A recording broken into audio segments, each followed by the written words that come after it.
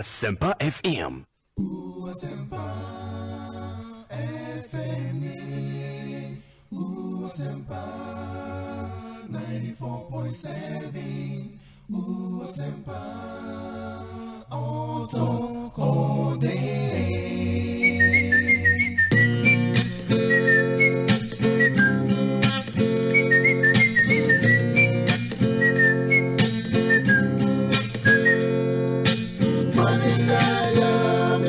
Asempa FM. Manindaya, me facility Asempa FM. Manindaya, me facility Asempa FM. Manindaya, me facility Asempa FM. Papa driver, Manindaya, me facility Asempa FM.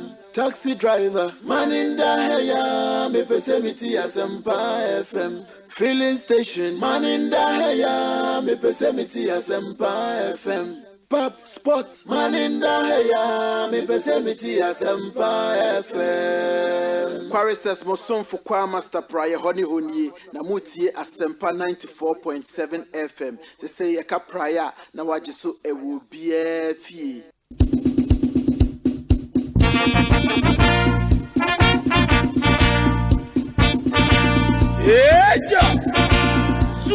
Minuanom Ghana for the Dean at the Sunday Jenfi, National Communications Officer for the NDC. Abusian for Yemai Ghana essay, Enam, a Mambo Bonia, or Mampenia Kufuado in Pipia Bain, or Mabunu, Fiemi and Sandy Fenya, a Tremi. Emrasu, say a sanso to a baby, Eo Mampeni, and in Penufua, or Mowendi Swadihu, or Mocano Cre, Mobro once, not on May, who do woman, no bit in Mabeto to Yemei, Amam Puntu, Numa, and Yo, Abama Ghana food. Nunti, Yawo de Bia. Asempa FM. Asempa 94.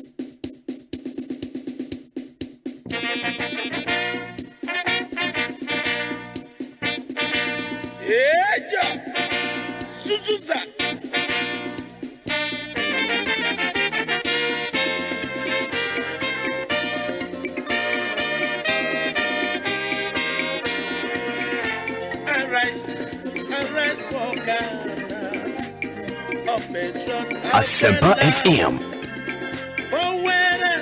And seek your future. Development our goal. From vision to vision. We are Ghana mind this year. Yamamunina Ajo Edeba Asempa 94.7 FM. When in your dinner can you? Maminchia Munina, wa pon we juma fe na uko fie. Maminchia na mema wa kwaba. Emfama sa djubedie enso. Bedin ka kachiro se ye ne din kan minority caucus.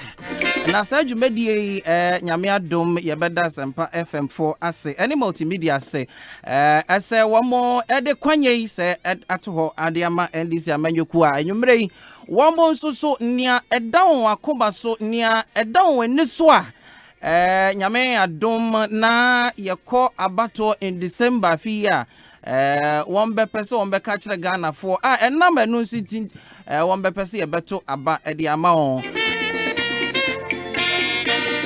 Jumedie etemwa kopem December.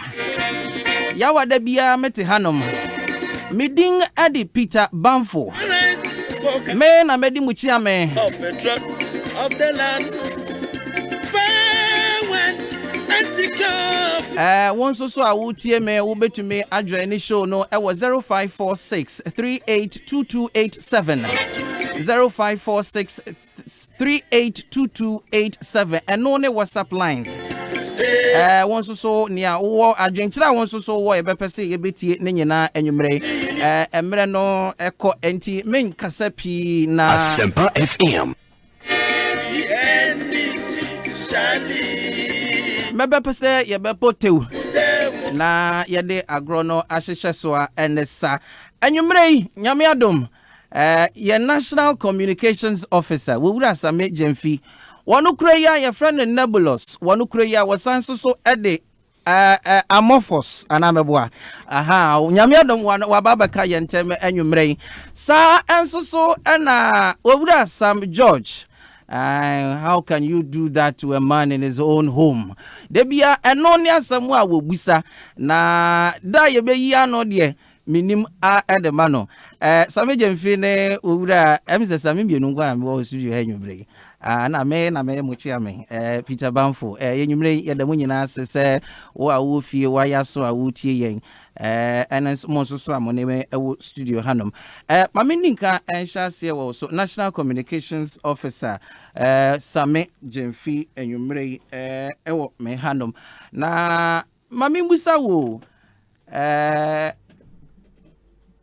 sa program here yede amamwe dien na damwani so amopese NDC for damwani so amopese muhunu no at the end of the day e was that program mo yo Peter medase dedi kan ma menchia Ghana for enwumre omo ajebre etie yen wo Asempa 94.7 FM so e wo achirichiri ne benche yada omunyina ase yenim so bia ho ye nyema mu ayede nkra yebesre won se omonum nsuo ntwen ope enam se enidaso ewo ho ema yen sa dwumadie eda waso ya so pepepe na emise enche obafiri entem ade akọ dwumadie foforo so enti mepese yede nkomodie ne behhehye so anesa John and Jane ticket 2020 ma mention se mfiri wo so Adien ana sa ticket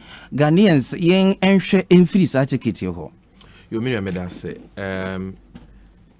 asakra na mekọ no yada etiefo ase yada Ghana fo etie ase ho behia se mede bi beto de no so na yada the management of Asempa FM so ase say as partners you know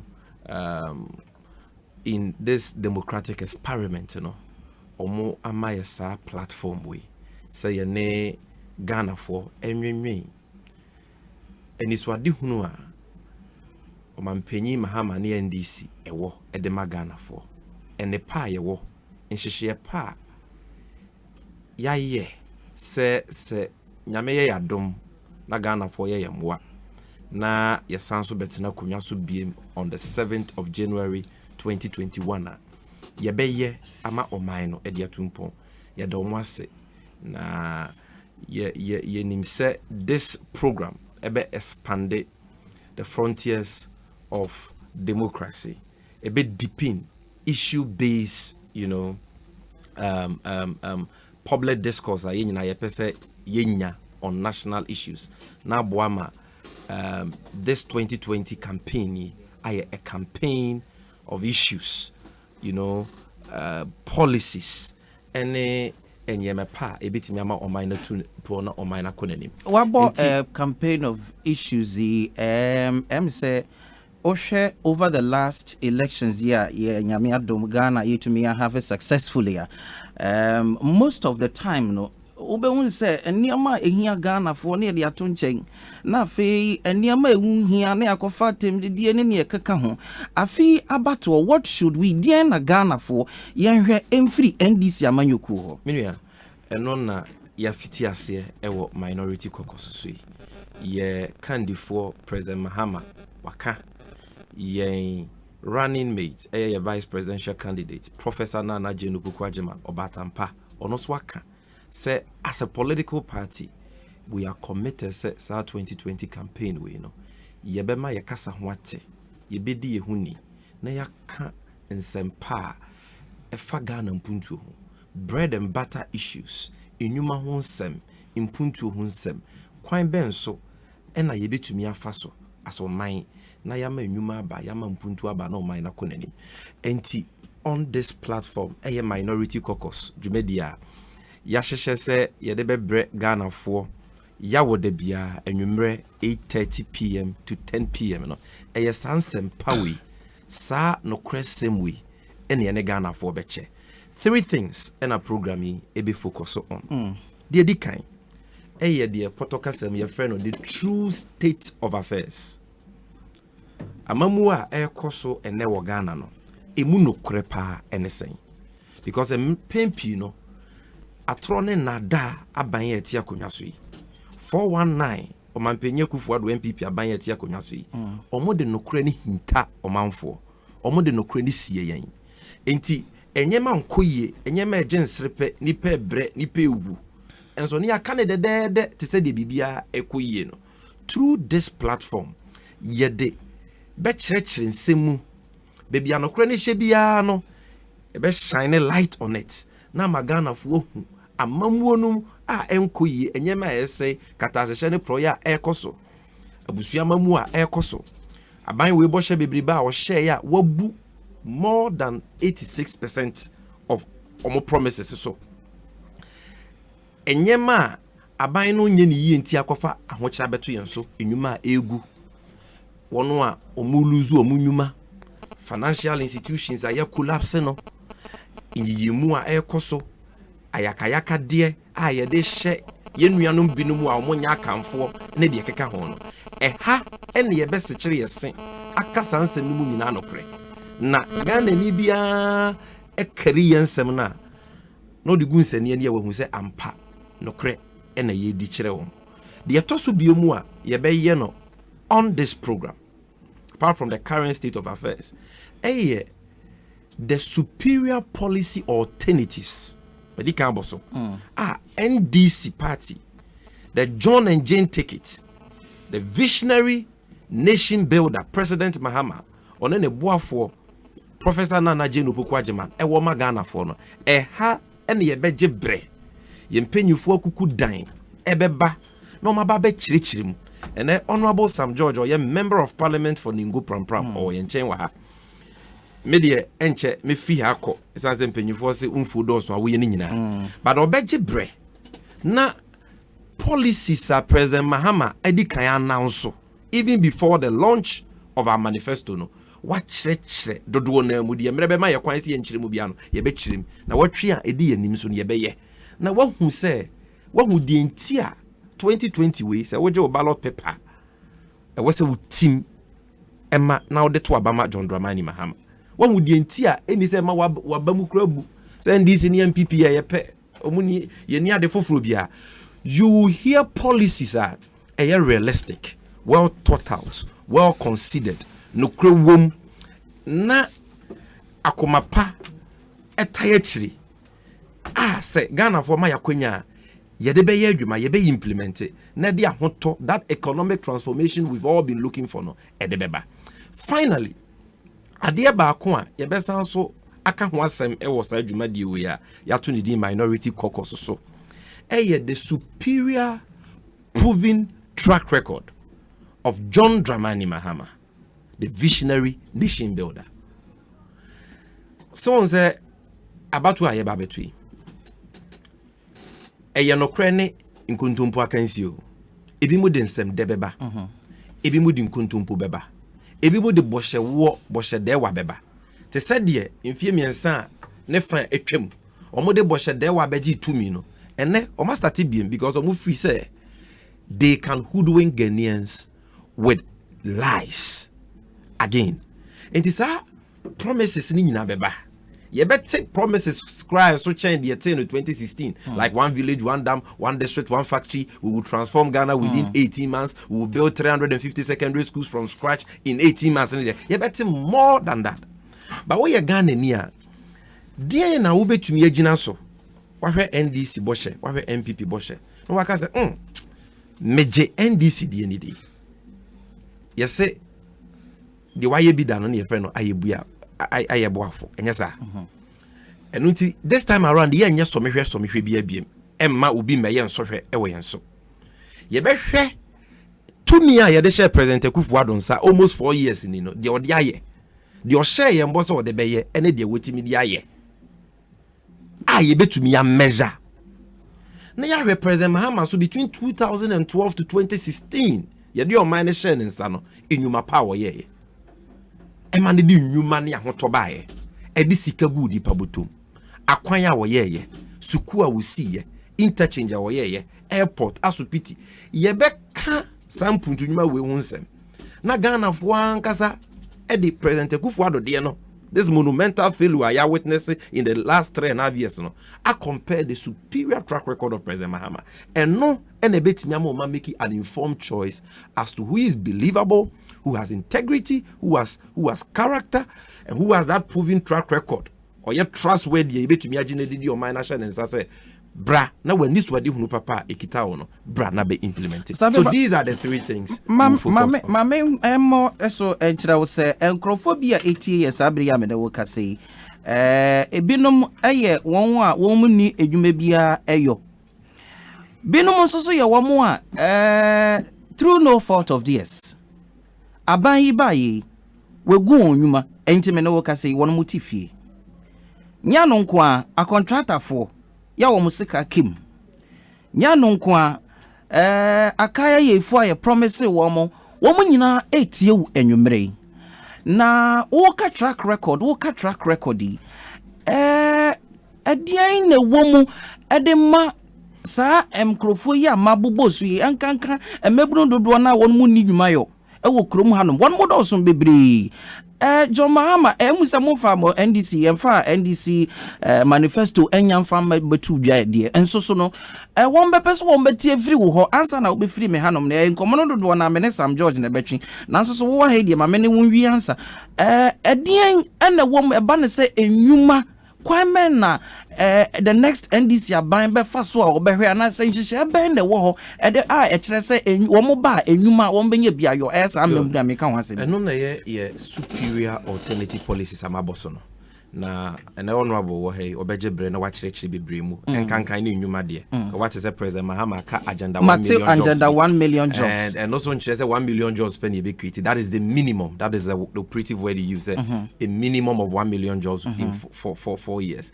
Na enye say ye no tra akanasa ya no fafa na akanasa enhye ye pata e kire a se ye kire mu kire na hu ba bi enwuma ni bi free aba obehu say these are well thought out, you know, policies, not just empty promises. Ye pesi ye de budget to me. I will leave those issues for him because obechiri in good detail. But P kakra meka nyina na say ye nyina ye NDC for ye botaye nyina ene de ato ne din rescue mission de chire nyina na say enne wohwe ekwan a omampanyi Akufo Addo ne aban we ede omine fasona se ya nye omine mfiri won semu a omine be say omine bebo because na mamu no omobo no kredi bi anim ye shebo we one district one hospital, one district one market, one region one theater.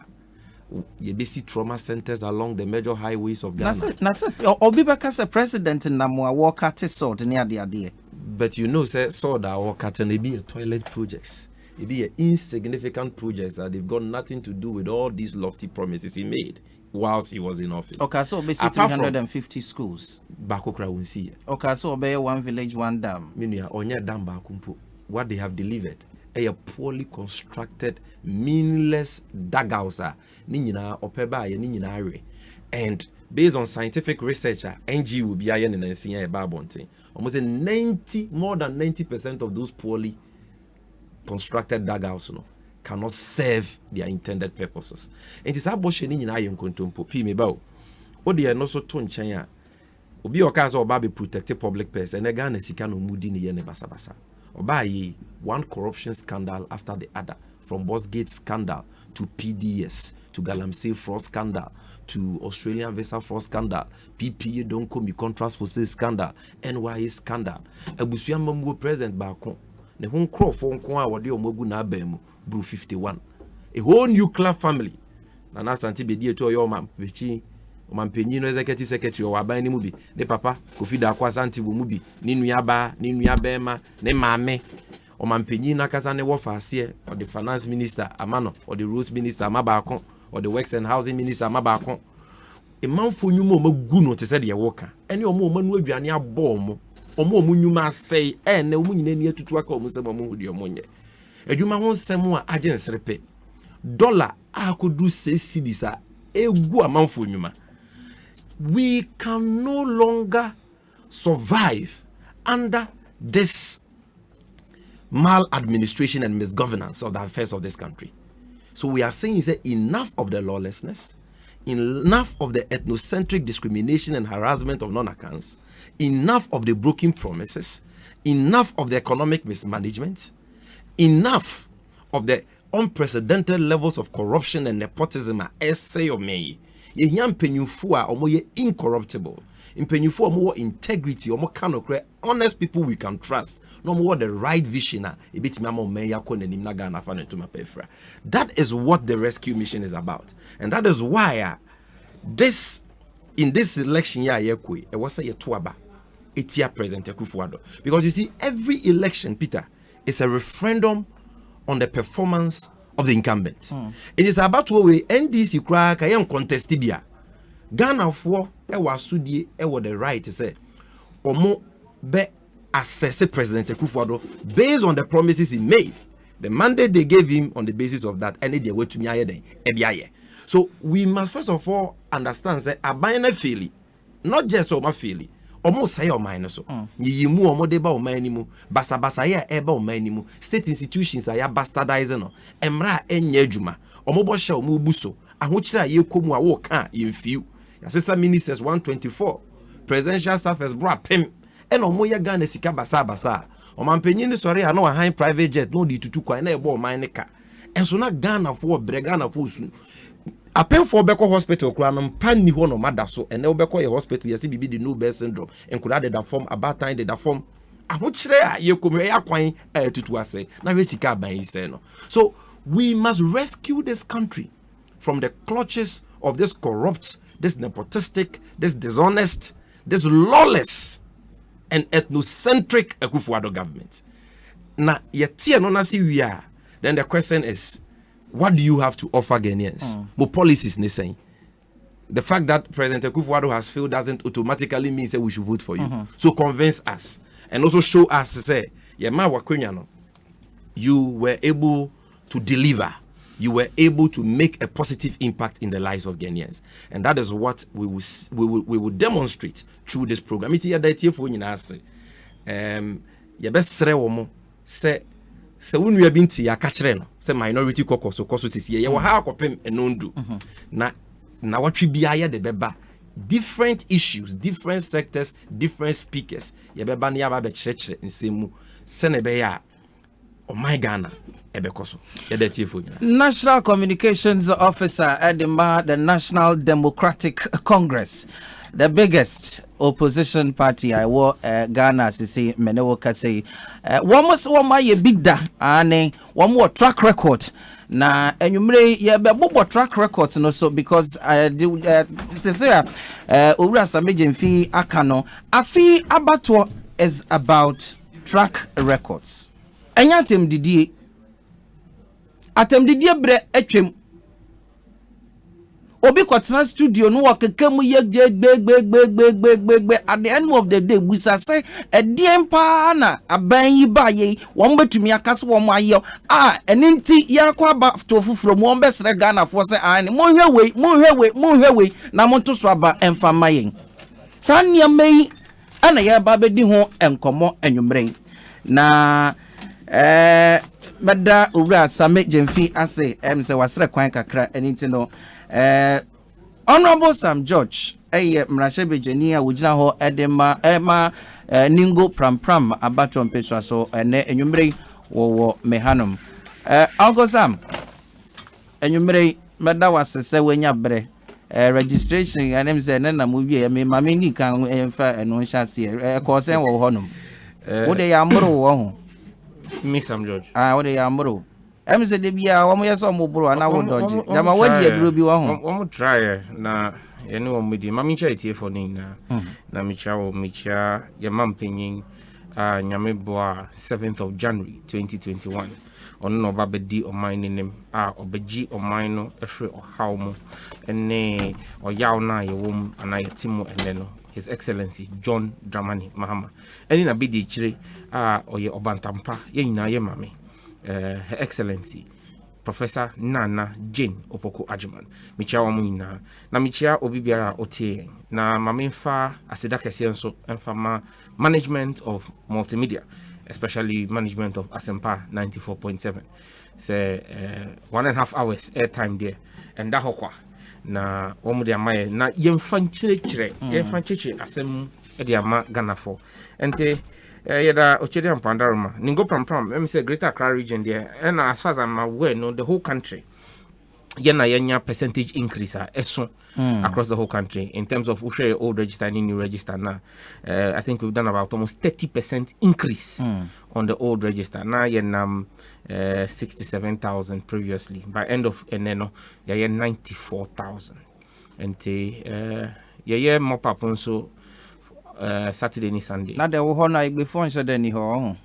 Before omo dosu pa Na den na bebre wo ho a omo si omo ye ada omo koka catchy and as omo koka kase bi omo register na say won't mean be gina me person so na waka say obi ye to police because ye hunu say ne na ekoso me am woma try e wo ye ho but we stopped them. I mean at the end of the day won't me now we insist say we see nipa na nya Ghana ni a ye ma kwan say wo be pam no every line no we insist say nipa no be registration no fill form na yenko district resolution committee no, and so far we've cleared everybody accusing us say Togolese say Ghana ni we've established say ye Ghana for, and so I'm say baba be sir and common na ya delve deeper me busa some agent fee say John and Jane ticket 2020 Edian and I expect free sa ticket ho. Sa ticket before I beba ka hunu say amount for ye who de na ebusa say mo running mate to he me running mate to he running mate to he em say running mate ba ye say no kasa no move and as na shift kakra na em say amount for no dodo na ebebusa say edian ye mfhwehwe free John and Jane ticket 2020. But I say John and Jane tickets no baby a nyame de ache o man Ghana. Esan say uhwe amamo boni a yetimu ene no. Amamo boni a o manpanyin na Akufo-Addo eni na bedi chire o manpanyin o manpanyin bedi chire Mamudu Bawumia doctor. Edi wo Ghana man a family and friends katahihye proye dream kankan a ekoso wo aban we no. Yade a nyame kra Ghana for aso afra nyame yeso fra edunyame so ena nyame ayi John ni Jane se wo mbra na mba yiye free ahochemo because we share what they bring to the ticket no obeka say anasa John Mahama de yahu na ejuma pen enokre na we share John Mahama ni 4 years a obedi asomampanyin. Now the two Nanado Danko Akufo-Addo ni 3 years and 8 months ka cry be 4 years no. Agrobe so afra no pa. Se bibi poten be koso waban 4 years here anka by now you hu. Enya at this time ye be hu se bibi be koso. At this time of John Mahama ni 4 years no. Na MPP for na friend no commissioner general. Esan say wabo adwuma ewie adwuma no obiebie adwuma na no. Make I say one of them a circle interchange you know obie so I mean adwuma be Ridge Hospital a Greater Accra Regional Hospital osi no kama fefefe ene ebwa University of Ghana Medical Center ene senya University of Ghana Medical Center minim anka asema yebeka ampa government ministers bakun be 5 anka ebia nya beka fa won ho no anka enyefe John Mahama Daroma nyame fa John Mahama so e ma na si University of Ghana Medical Center ama ene e ho na wo Gas South Municipal Clinic eye the primary referral center for COVID patients no John Mahama na si e enti se John Mahama de me hu ni ayeye no because se enye ono ne modern boy oboya anka ene COVID bae no me hu bebia Ghana man because Gas South Municipal Hospital, UGMC, and Ridge are the main referral centers for COVID. No, Nina John Mahama see in 4 years. Yembisa o manpanyin na nado Danko Akufo-Addo. So only 4 years no. A day now the higher. Want me afa anya hwe. He's not added anything. Ene kania so ye nyina ye team. Yes, dumso agile no.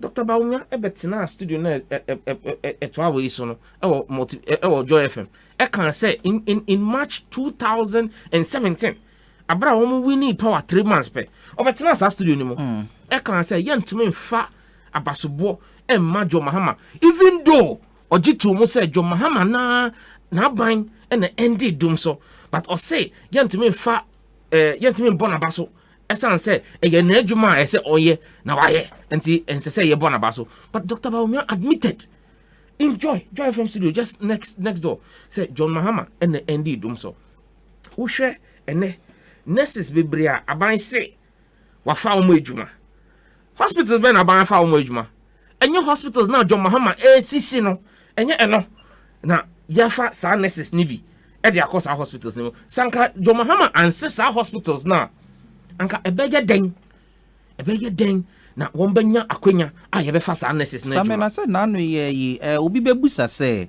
covid sa covid ya di etusi sa mamu hayi ye nyina yete president Akufo-Addo eba abonten be ka se afi be kɔ na wie ye no na 80 hospitals die na wo metumi esi enche bia ena wo mo ba abonten be ka se afi se wohwe a enya de ye betumi esi sa 80 hospitals no na emo se nyame awadom na yesan de tumi mo a anhwe a wo mbesi sa 80 hospitals na wo mo aka ho asem no wo a wakwakwa emrahye bedwani wunim nkrofo ne o manante ache do you get the sense say wo mo nteki Ghana for serious wo mo fa ebu emayen wo mo mbu Ghana for they don't respect us esan say Omampenyin Nanado ebegina ho e run it down the legacy of John Mahama. I can say we do not have a robust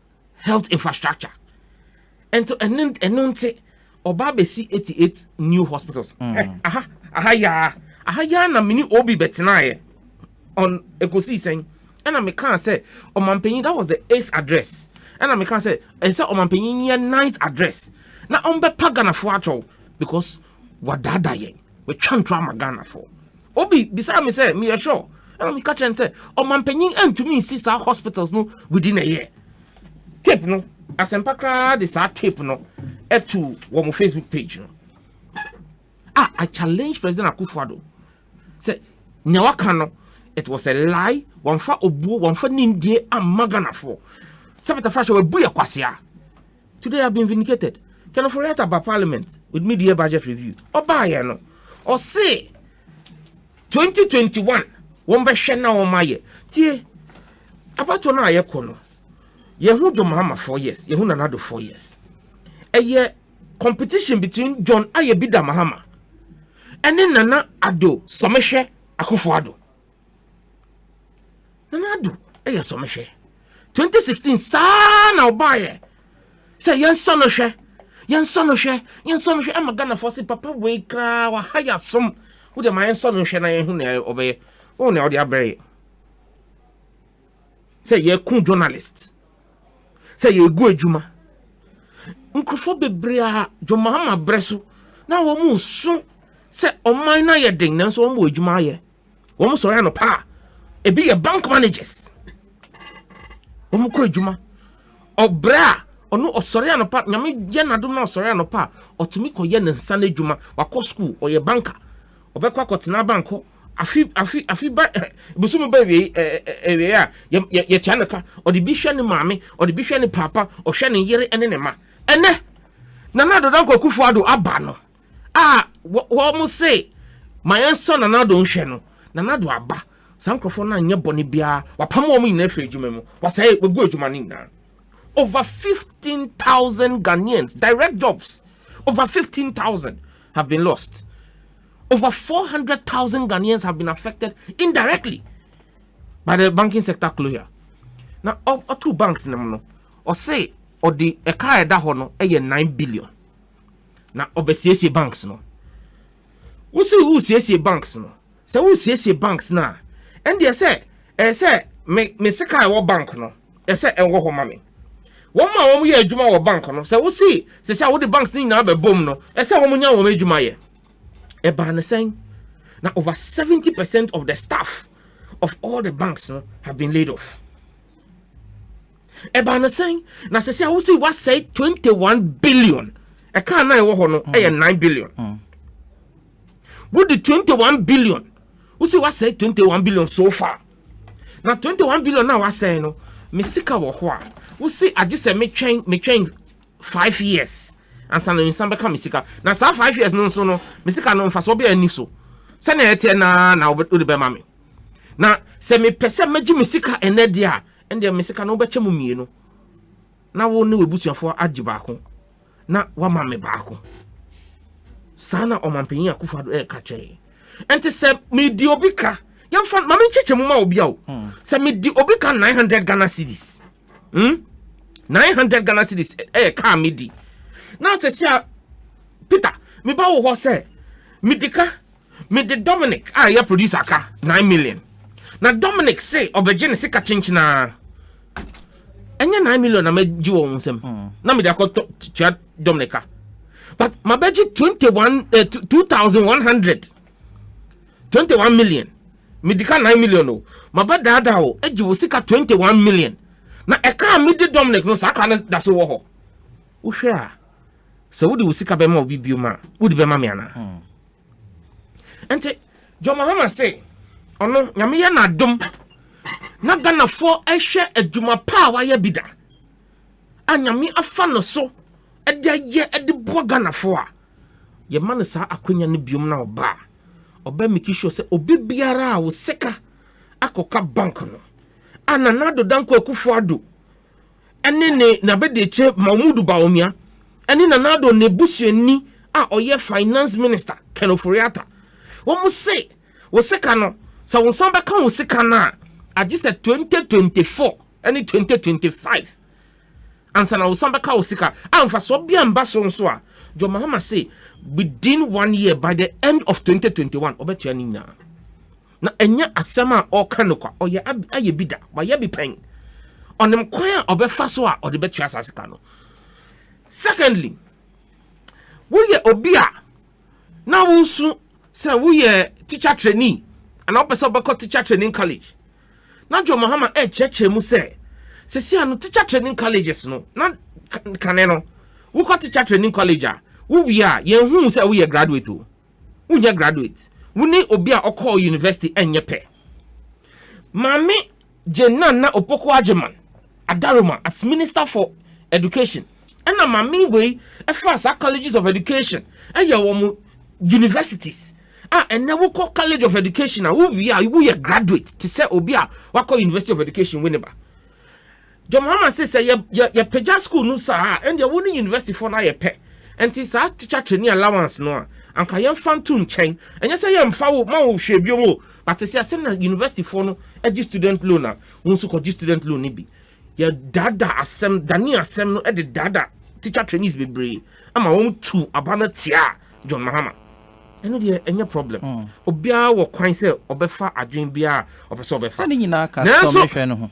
so mehwe no o ma so na hwe se sia no o se o ma wo teacher training allowance no Jo Mahama breso wo wia wo adwuma wo koye straight wo wie wo teacher training na ya post na wanya adwuma na aban start say tia wo ka enne na nado se wo de o ma wo sika no saa sika kitikiti no o ma wo bi nanso wo wia na nka wonim se adwuma bi da ho twɛn wa afei na nana si wo be kyerɛ ho exam foforo enya se college of education yɛntro exam license exam wo bia afei na wo be yɛ licensure exam na wo wie wo licensure exam na agye se wo san kɔyɛ 1 year national service ansa na ye be fa wo adwuma as teacher so but first makanya nana si obeye mami ka nya Jo Mahama si obeye Jo Mahama say ye no adom na nyame hunu mmobo ye hunu mmobo na nyame ye na adoma oba sa licensure exam no any national service as sabita fracha wo dwi ho a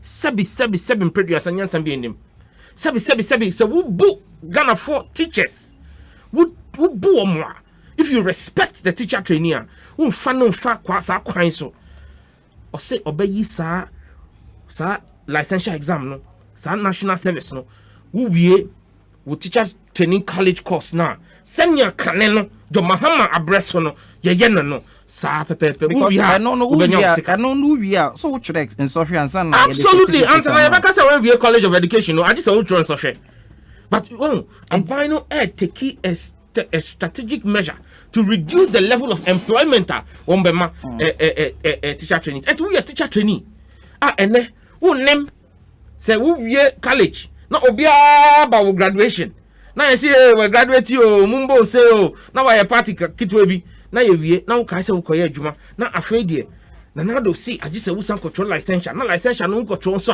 na ya san felu na ka che say wo nya adwuma ye no Jo Mahama say oba teacher trainees teacher trainee allowance no say na tie ene no obeja na sa ye be ma makoso eji mu allowance no nanso sa teacher trainee license exam no any national service no ye be ye fro wo wie wo college na Jo Mahama fa wa adwuma na wo ko kire ye ma ade e wo school man wo free ho a wonim nkrofo pa wo mutu abama o mampanyin na do dan kwakufa do 2016 wo mo so no hwe e first time voters mebunu ni mabawa wo medi 18 19 20 21 first time na wo mutu aba dodo na hwehwe adwuma wo mbeye enti na do ka kire wo se obema wo madwuma o se adwuma wo ho obeye obema wo madwuma na do ba ye wodi nam kwan so na hwe nya mebunu ene mantie fm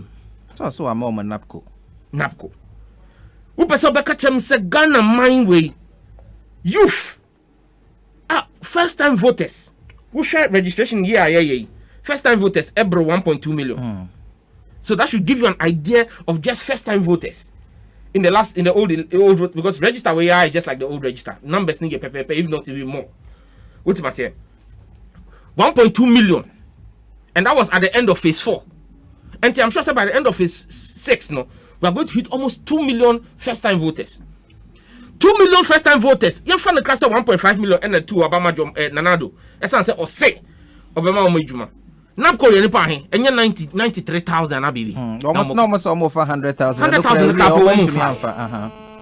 and it's a nipa 1.2 or 1.5 million and over tie wasem eso wo hwe na woman even 100,000 out of 1.2 million be 8%. Who control social bia na unya 8%. Ya ma won trobium crapo. Ya ma won receipt because sa receipt no de enye ye. So unya be 30-40% cry be ma wa ye receipt. Unya D ana E ya ma wo ye receipt. But F we the F in capital letters. When ya 8%. Na kofo no. Ye twen. So o ma 2-year contract. 2-year contract no beba ewe September way.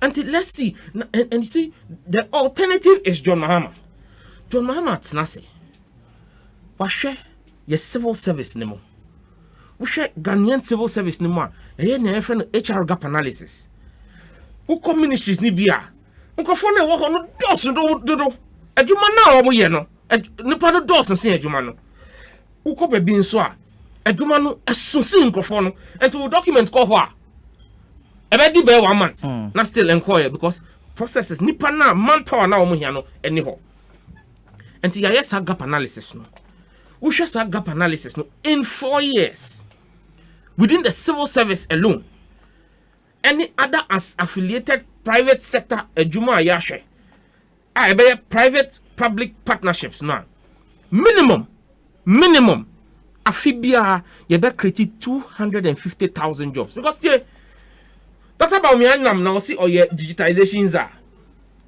Meka Asempa. Everything that Dr. Baumia say why yeah. And I will take Dr. Baumia on very soon on the his so-called digitization agenda. You be fan digitization agenda no one by one. Each intervention, it is either been an avenue to steal or it has been woefully implemented. Bibia Dr. Baumia say oye as digitization za. Shenya Juma, Jack where are you? Okay, Jack where are you? Ghana Post GPS. And besides Ghana Post GPS no Jack, where are you? Why na di Ghana Post GPS here Juma? Dr. Baumia, o se onu kwa na di or no crowd ka say wo call ewiase afa na nyina Ghana de so serious and I will fat taxi now Uber Jack why you know the easier na and you Google Maps now that no and you're gonna mine circa 15 million near che you tam the man for no for so ben abaso officers are a technology na hu here at that time na you see that technology anything I make say digitization agenda no na John Mahama ahye bebre ase under the Ministry of Communication and Ancillary Agencies and Dr. Baumia baye no ono adwen no esosin ni de no onti adenase ono nso wan frɛ sɛ yen cheche mu ma no ono gigidi wakoye wonim sa digital addressing system no nienti ayeye no nyaoma no is less than 2% of the whole thing because the whole idea of the digitization agenda here in a collaboration between the Ministry of Local Governments and Rural Development under John Mahama and the Ministry of Communication was to be able to boost local assemblies on revenue collection for property rates. There was a whole process system no as complex, way bigger than this. There was supposed to be a whole army of young people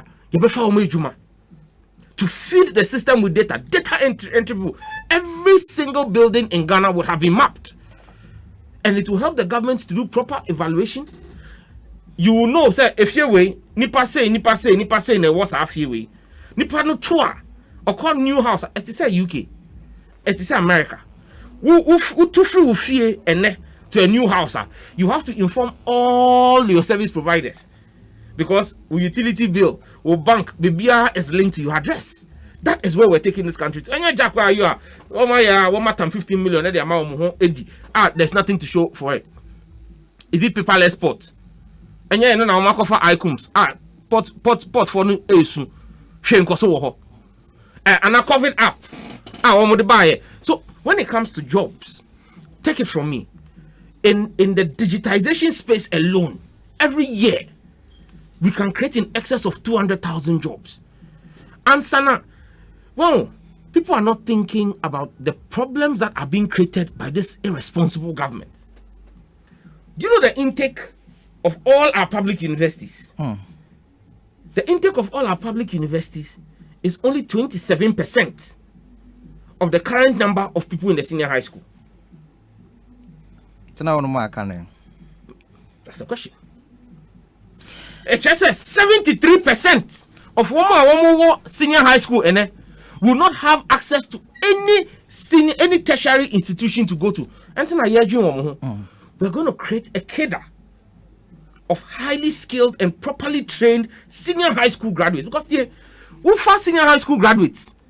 Now we for free SHS we now we for additional skills and to make them employable to drive our industrialization agenda. You are having a national security risk on your hand.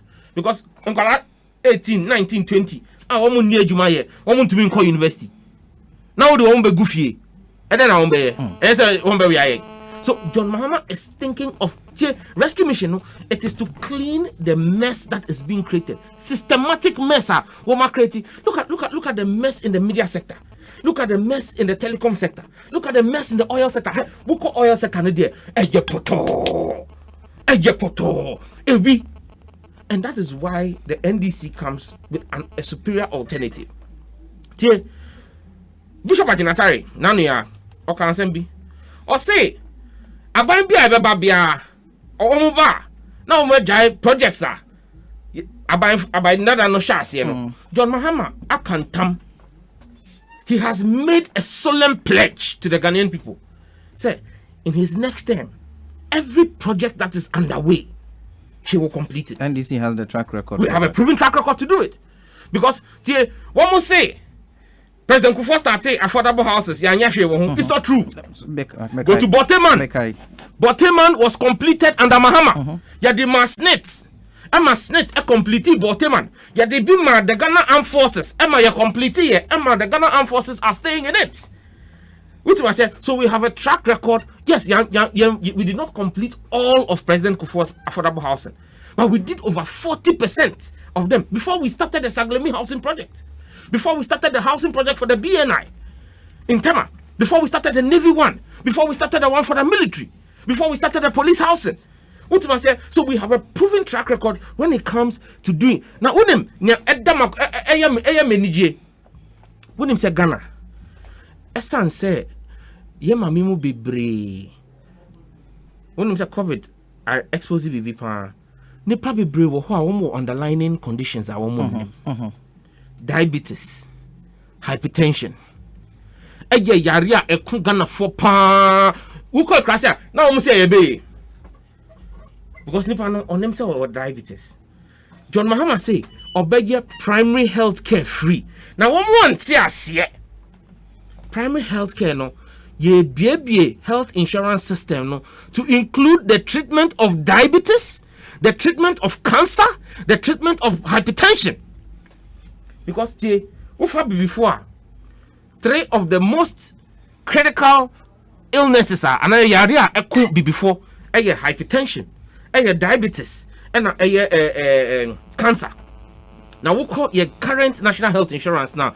Who was I mean some way? Yen show. Na saya mean some way. Ni hodro ni kai ni boy den rough.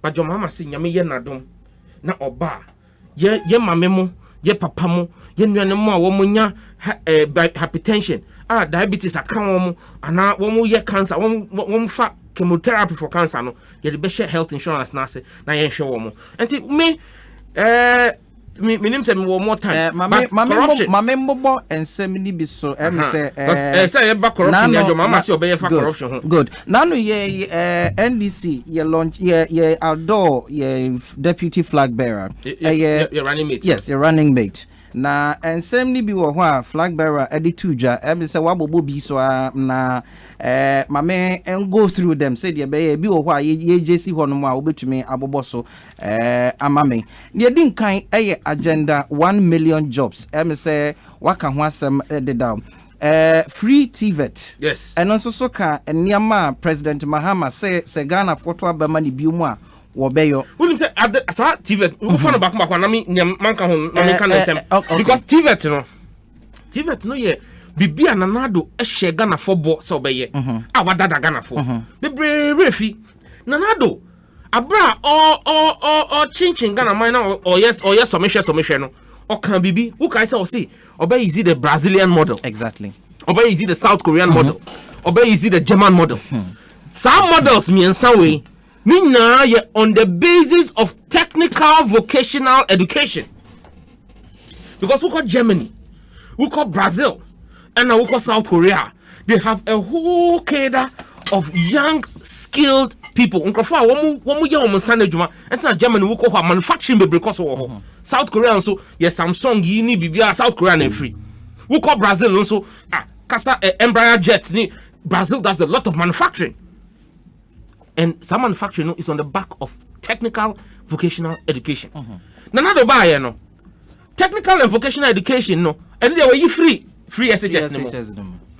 And it's a oba kosua in sanejuma because me kai say wo kai say ni nyina be free. O say ni nyina be free. We ye free.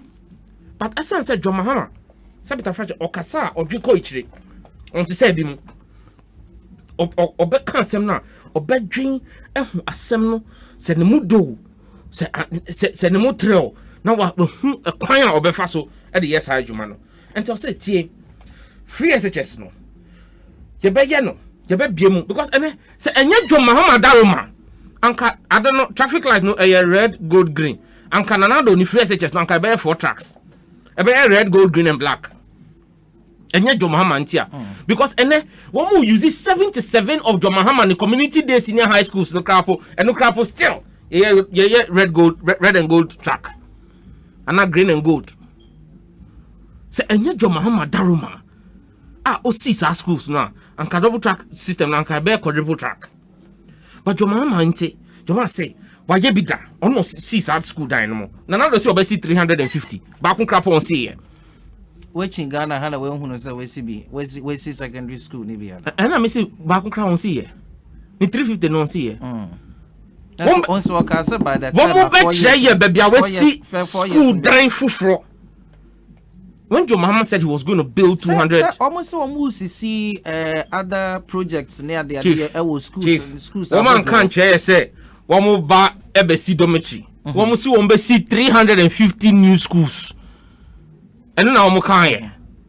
Because say NDC address so we see community day schools and yes. blocks and not one so AC dormitories near absolutely na say you see community days in schools no other schools ni na actually motamuni ade ade no yes bi wo ho abra ya community days in high schools no and under the mayor of Accra that time my colleague of parliament and okova that and ya abolish track shift system e Greater Accra until we were doing all complimentary yam ni no boom where they want to me tie asem no mama ka asem chew e bi ente na na do ase mini panyin bi kasae ono nim nanado pa o se ni nanado eye no ni obetimi aye ano no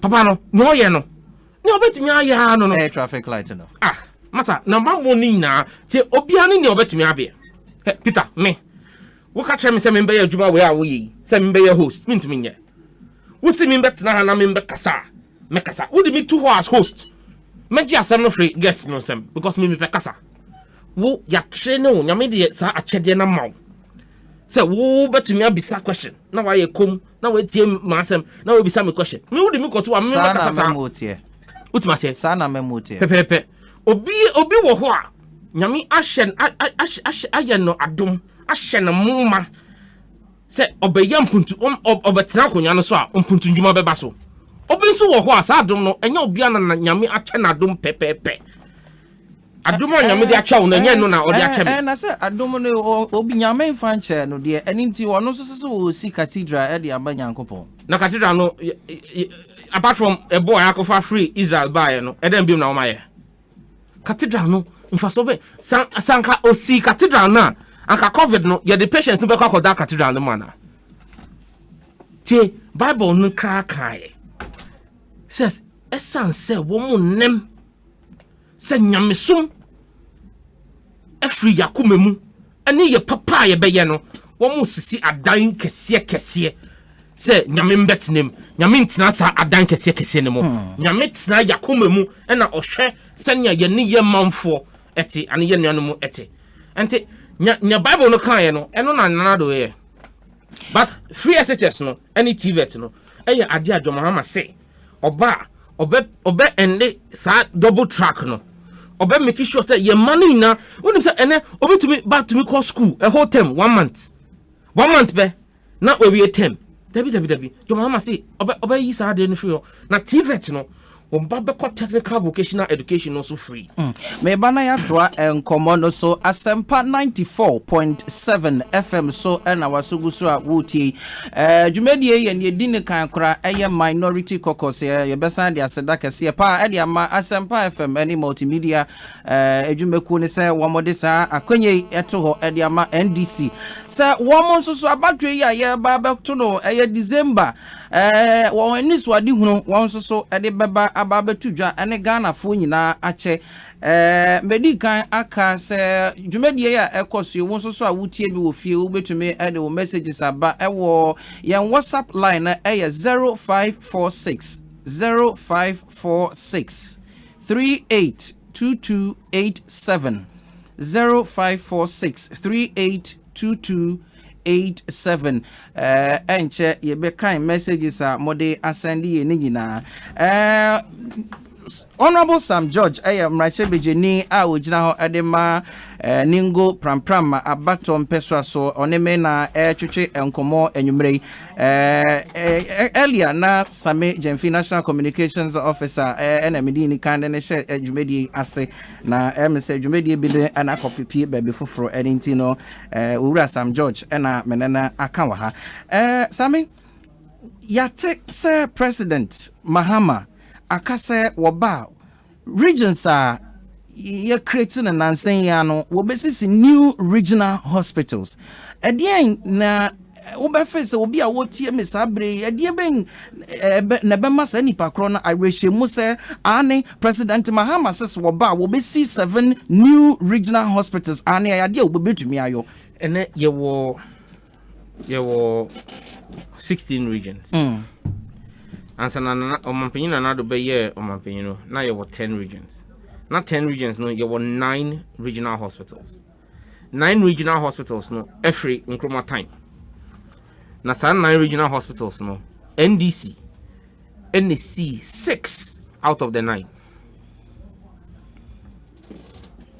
ente say yesi yebesi bia MPP aban NC regional hospital da say yesi yebesi a ya bi da ya bi pe Mo sisi hospitals da. yesi regional hospitals da ama Ghana for ehu enye ano Mo sisi district hospitals and so. Yes, district hospital there and they say Mo sisi chips compound in there. Chips compound time I me ejuma as presidential staffer every month you give me salary 10% ediko see chips compound all presidential staff all of President Mahama appointees.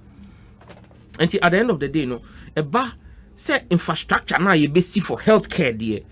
Now te COVID say won the value of healthcare now COVID am my obi ehun.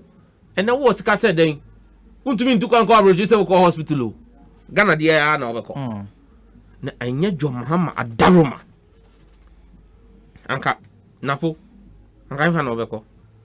Dambuchi. Anka infa na obeko. Health Minister. Ajimameno. Anka infa na obeko. So no so ko je na home wo. Minim say UGMC Adani Hotel. Say hotel a ese omara. Same, say one of the ensemwa yate every president. Mame kaitie for say already now no promises are wabobo subi, and they said the next NDC government ebe kreti anase 1 million jobs. Edi amam mebunu anyone more a one who dance one be juma. No chemu wo boss say free TVET.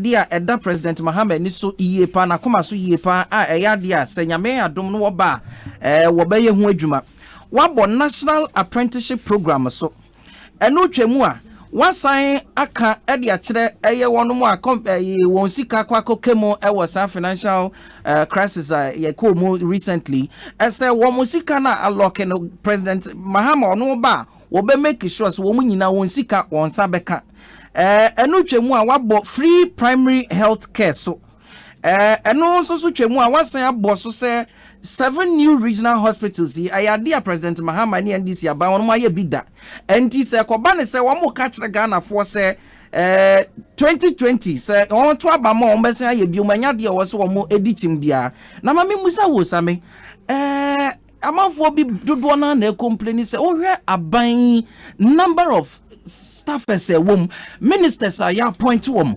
womodoso dodo ekwan ben so na President Mahama ba obehwese sa numbers wo be reduce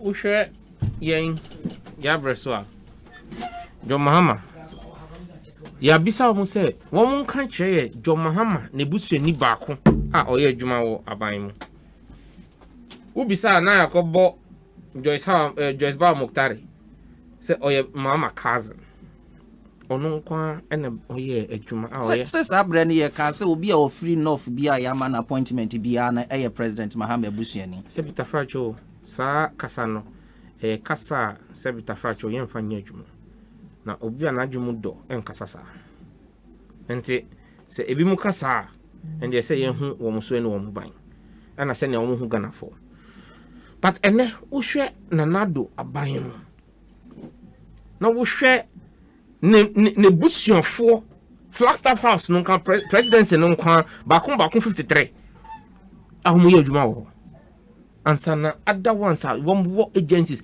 obi ne yere ni na atumi ye adwuma e wo aban no mu sami obi webusa say o how bend e wo ho say nipa na e wo competence no obetumi aye obi webusa say how bend e wo ene de one person beka competence aden Joyce Ba on your competent.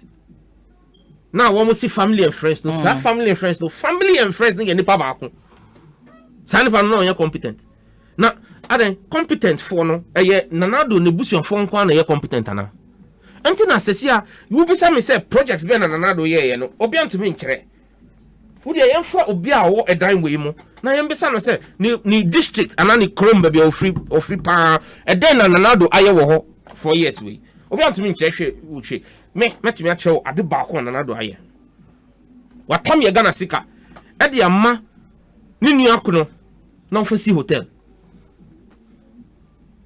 e wo airport eno na ye the only infrastructure ubetimi aka ubetimi ase obo na na do betimi abɔ ne bo eka sɛ ɔno ɔsi bibi watam ye Ghana sika over 70 million edi ama ne nua ba ne kono na ofa si hotel ɛwɔ Marina Mall nkyɛn ente wei won chendi ebusia won chedi o se ebusia didi ana adan Ghana na ye ba betia na na do na ebusia ka ama won is it bi no ka say oman e on dia eni nti no won ba ye won age won man adwempo no na wenti na wo ye Ghana ni na wo nka ebusia no ho a se wo sorry ahomache na wo ko line December 7 na besa wo ho se sa obrown o how na wo fem se wo de koto aba no wo de tuma obi ni nebusuafo na wo tu se ebeye ye ama wo John Mahama brankwa na wo tumi ra wo fie wo ko adwuma na wo pon na wo ra wo fie anadwo no wo ko da na wo sore anopa wo pia eye won se aden miti because ekwanya wo fa so de ra fie enra no wo sori amache no anopa no na ekwan yagu so asfa air resurfacing minim MPP4 a o maka kire me say ha John Mahama papa no ye bui adantia opie na okọ adwuma no o ba fie no o pa ne fie hu because na on recognize ekwan ekọ ne fie because wo twe mu na ya no asphalt that buy no mine asphalt correct John Mahama breso nkwan na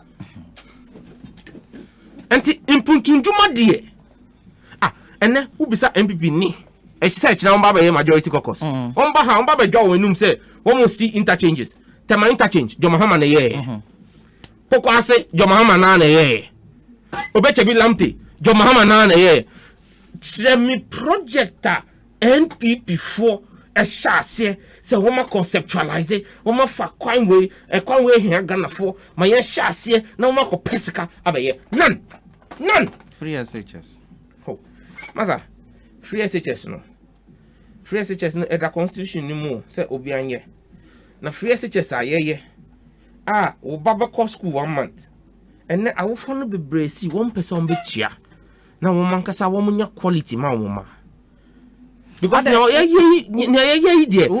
we are jeopardizing the future of this country with the level of education and quality of education a year man kwala Sami adi na okasa Peter who wan ko SS Ghana me ko bi pa na wo call term a wo di 1 month there be me ka 3 months 3 months in some couple of weeks and sesia na sa 3 months kra wo ko tra nsohwe no kra wan hwe yi a nia ya kira 3 months no kra po still akakakra ansa na wo betumi atwa so wan extra classes 3 months na wo ye kra ansa na wo betro nsohwe no still wo ye extra classes asa se nyama no dos na we ye kira o ma de 1 month na kwala no ba bet na fie 3 months na si oko school be na oko sa Sami so mo wie ye to be fair wo mo wie ye ye ma wo mo past questions say wo mo nkonko so no nti na wo mo bubu headmasters no wonim say wo mo hia nkwala no eka kire nkwala no say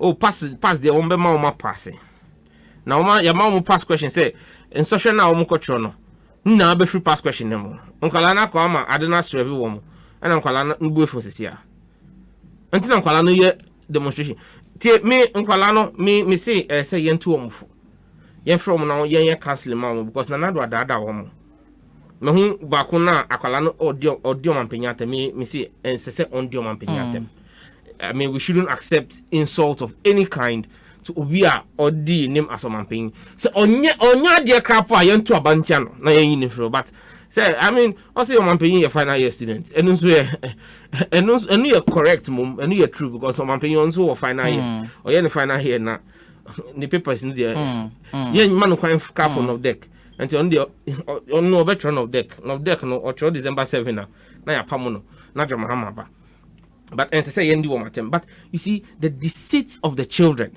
they have not taught the children and you see you only need to speak to those who the teachers they be behind see 1 year consultation teacher unions no nagrat nat what we now can say what is going on in the educational sector is bad Nana yen ka mansem. Ose ontie. Ose ono de ontie. Na ye kan nyina no ontie. Onim Peter. At some point, maybe a quanama, ye tea for no so the one the drink the abba. Now, before Mayor said, made this adjustment, one of the areas I am say everybody, we are businessman, we are individual, no matter what, say a high titlu pa insecurity, I walk on Maimu. Do we have your assurances be free President Mahama and the NDC say Nyame adum after 2020 Etwaba Edema President Mahama Ghanaians are going to go about one activities without fear any near Elkoso or Maimo presently? Do we have that assurance? Yeah. And yehu President Mahama in 4 years pay. And I yehu nanado 4 years also. And we are in central for an journalist. Ukasakra, uyewejumakra, ushewichi, usro. There is fear, there is intimidation, there's all kind of scare tactics in the system. Ushewe. Now ushe John Mahama. Say it multimedia. Manase azuri ya anyway. Enye hana we juma. Enye ahaya na otumeba sa studio we ya ekosi sen. Na wabaya John Mahama hu poso ovia John Mahama shana na onene te se ninia. Esan se John Mahama eje atum se we ye Ghana ni na wo Ghana ha wo kwan se wo be kire wadwen se wadwen kire no enti amra bia so a enye wo kwan se wo be kire wadwen na na do dan ko kufa do de o si de bi o wo ni kwan se wo be kire wadwen agi se wadwen kire no eni se wo be bo no se but enye se wo be bo no se wo be ru no na bibia ende wo ni kwan se wo be kire wadwen ye kan ya num asem e hye ye num. Now we cannot continue like that. One thing that I would assure people under the next government of President Mahama, and he said the professionalism of your security services, no, that is a major issue. So the police service, because I mean the public trust in the police has been broken because of the infiltration of the security services by party thugs and hoodlums. Should we be worried? But if you're not worried, then you're not living in Ghana. Because if the security that should protect you, says security nino or your police near now your arm robber. Under this government, because uniform. Under this government, nipa me no one come on Mampenya Akufo-Addo our Flagstaff House as presidential guards. One more call via maybe or East Legon 70-something-year-old man no mona. I'm a East Legon police for a chair woman. One true woman no presidential security for no echo say one you woman. So when officers who are part of the presidential security detail or working in the presidency as security officers are engaged in armed robbery and rape, how do you trust the security services? How do you trust them? And so we need to have a proper reform of our security services. Natie, one major issue and President Mahama in one of his press encounters as president, can say corruption is mass murder. Because se wo bia aban sika sa sika no ye sika anka ye de be ye kwan ebia opimfo bi awoka no na ese ye rush no ko hospital no esan se ni kwan na enye no obe luzi awo no ana obe hwe ne ban ana obe hwe ne nkwa enti se wo wia sa sika na ese ye fa ye kwan no we kun sa mame no ana sika ye de beto edro e de gu ye hospitals mo wo abamu na wo bia sa sika na e fa kata hihye ne proye so a kwan so a we kun nipa enti corruption kata hihye ne proye ene omampanyin nanado ene teso e wo Ghana o te kata hihye ne proye so kata hihye ne proye bia ekoso wa ban ne mo no ono na o te so enyama bensa no omampanyin kufu ado aya eni nti no wo wo sa nyina so ya wo ka so wo no ka ho bi an wo hyehyehye amanfo a wo edi keta hyehyɛ ne production wo my another one hour na there be me pese wo di enu because me to be ko me be kata hyehyɛ ne prayer ye program back because na do de ne kata hyehyɛ ne prayer de e buru na ebuka neza de o ehin na akɔ hyɛ ase o minim se me hyɛ ase wo Charles Bisu ana me hyɛ ase wo Boss Gate ana me hyɛ ase wo se no man better na man penyin nkyɛn na ye gi $100,000 ana me hyɛ ase wo Abuginapo ne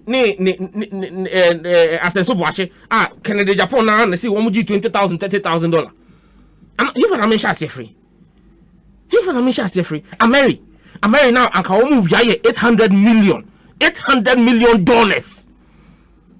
yeah nam so ma boache ja ko resign hifa ana PDS na omanpenyin nankasa ni sawum ana aboboya any tricycles any motorcycles ni party for echo wiaye after ne yanchi ni pabako 400 motorcycles and tricycles you wiaye ni nyina tu ayira excavator in the size excavator susi Land Cruiser excavator baku size ye be Land Cruiser miensa nam enai ni na over 500 ayira and ana kufado na enye se ayira ono ani party for e de ye galamse enti papa no ono na ote katahihye ne proyeso.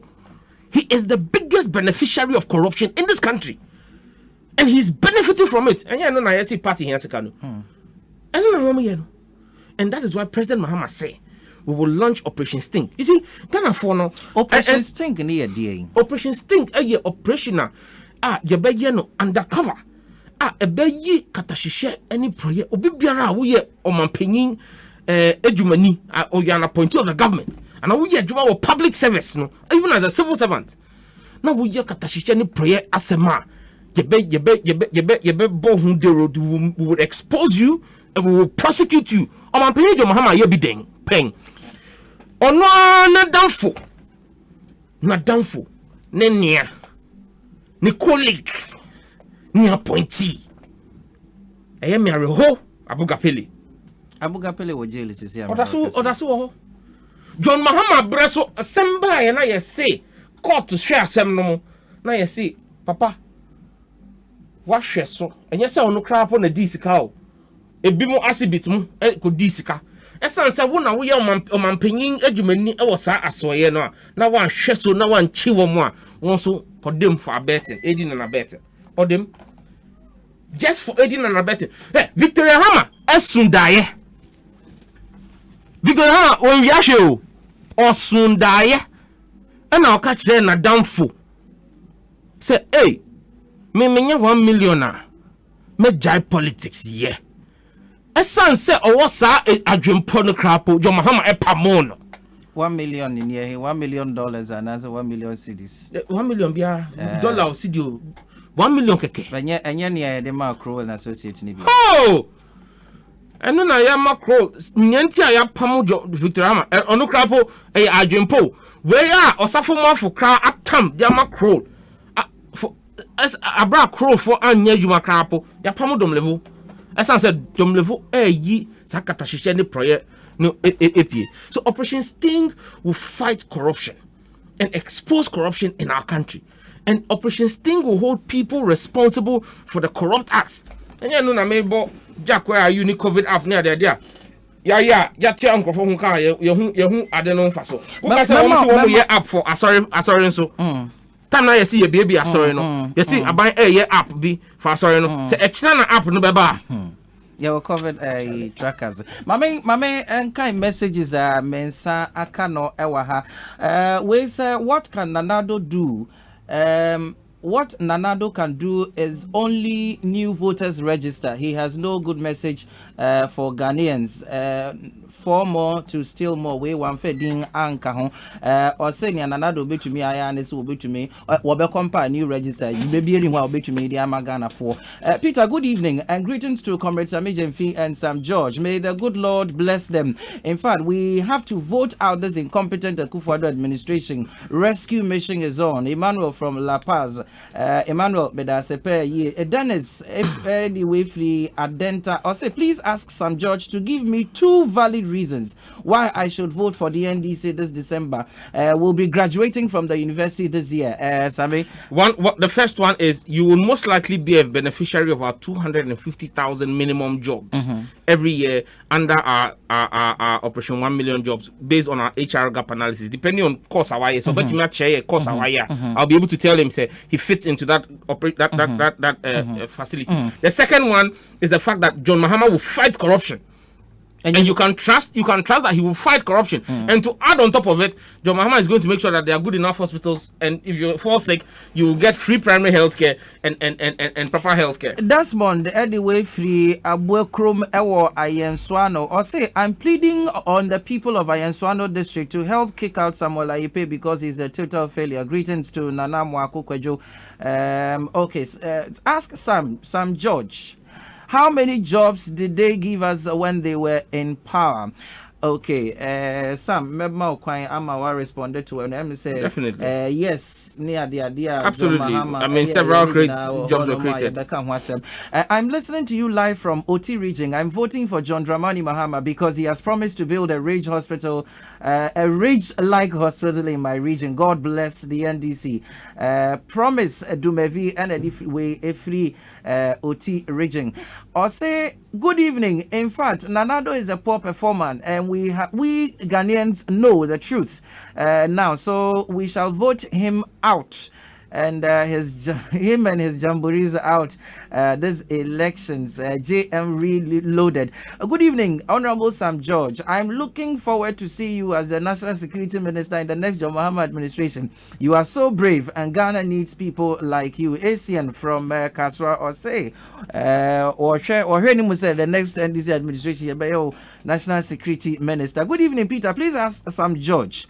They keep talking about teacher trainees. What about the university graduates who offered education at basic levels? What promise does the NDC get to offer them? Because all of them are in the house. Thank you. Let me quickly address that. All graduates from the universities of education universities for BSc and a Bachelor of Education courses. Just the same way teacher training woman call colleges of education, because don't forget colleges of education have all been made tertiary institutions this year, and they are all on the same footing, and to one more in automatic job placements with GES. Say na teacher trainees no, and that is another reason why they must vote for John Mahama, because Sesiano or Tifie or say yes uncle na ejuma or private sector. Sanka or a private teacher this period of COVID no anka onji akitria. But John Mahama says all of those who are going to the universities right now want to automatic placement. Nanado is just practicing sharing with my family. He has lost it and must never be given another chance to lead us. Please, where is Baumia? Where is the so-called where are the so-called we have the men? Free SHS is currently on life support, and students have become violently violent after President Akufo-Addo christened them Nanado graduates. Or Akufo-Addo graduates. They have been emboldened and taking after their mentor Kweku, and anyway a free free by. I say we Ghanaians have now realized the biggest mistake ever in our lives was voting for Akufo-Addo and his family, elephant-sized government. That remains and say or say hi. My name is Nana Kwame from Mankesim. Tell Sam Ejemfi and Honorable Sam George that I am enjoying their hard work, and that God and the good people of Ghana will pay them in good faith. This MPP government has disappointed us, and we will send them away. Long live Ghana, long live John and Jane. God bless you, Honorable Sam George. This NPP is a failure, and we will kick them out come December. John and Jane is a done deal. NDC shall lead. Something say akaya be siman 9 penedi and edwumedie no abawie ma mema minute mi na on fan wrap up na last one so we ye koko ekwani na we ye adwuma when him said the major earner for Ghana up till today enye oil cocoa ye cocoa farmers no cocoa ekwafo no woma bo adwuma woma so Ghana as from independence they have been the bastion. Kakra ye ma womu under John Mahama. Now John Mahama breso ye ma womu fertilizer free. Na nado abai or ton ma womu eji womu sika.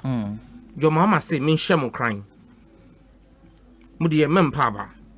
We are kokwe kwani kwa dia, but modern na fa voters ID card no 2 whole year. December 7 ko to abama John Mahama ni jenana Mobasa the free fertilizer no Mobasa the free seedlings free fertilizer, free seedlings, extension services. Enya ade a ye see ye be ye be pen 4 years of John Mahama, 4 years of President Mills na ye na sa enti ade a ye be pen enti se we obi ene edu planting season agi se wo ko pesika wo ko bobosia e the top fertilizer esan said na nado see on far fertilizer and ma ye koko equafobium for free. We are bringing back the free fertilizer and free seedling process. Sabe me da se pe ye exactly minute me ensa pepe na non do abo.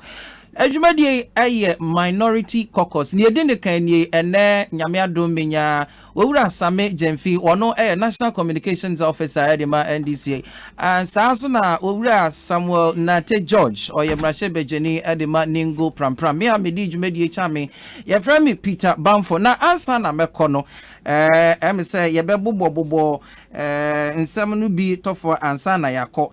The next NDC administration, Sam George Akam, I said they are promising 1 million jobs. And no chemua, one more the free TVET, yebesan adiaba.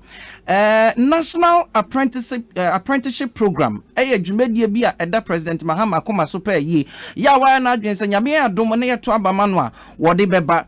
And no chemua men's gold customers one more as a result as a result of financial crisis yes ye President Mahama say woba womu nyina ebenya won sika Sansona Sam George aboso say free primary health care one of the area one critical area President Mahama ebehe edi hu edwume pe ye wabo ese wombesisi new regional hospitals waka ese aban the number of staffers and appointees ni nyina will be reducing ni nyina waka free quality education double track ye asen wo say wo hwe na nyame adom ne to aba ede manual Wobehe amasani yamenyi na weye free hono manifesto no enya maye de nanso so already na eniyama egu akwa mu de nyina ye hunu ya tibi enso so na efiti sabre ya kopem December de me ogidi ye pa se ye bema mu ehunu eniyama NDC epese woye